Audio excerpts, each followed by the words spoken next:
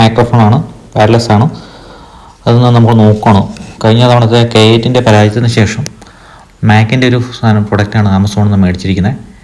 ഈ പ്രൊഡക്റ്റ് എങ്ങനെയുണ്ടെന്ന് നോക്കാം. അതിനകത്ത് മോഡലൊക്കെ പറഞ്ഞിട്ടുണ്ട്. മോഡൽ രണ്ടാമത്തെ മോഡലാണ് നമ്മൾ മേടിച്ചിട്ടുള്ളത്. 2 മൈക്രോഫോണുള്ള മോഡലാണ്, രണ്ടാമത്തെ മോഡലാണ് നമ്മൾ മേടിച്ചത്. ലാപ്ടോപ്പിലേക്ക് കണക്ട് ചെയ്യുന്ന അതാണ് ഏറ്റവും കൂടുതൽ ആകർഷണമായിട്ട് എനിക്ക് തോന്നിയിട്ടുള്ളത്.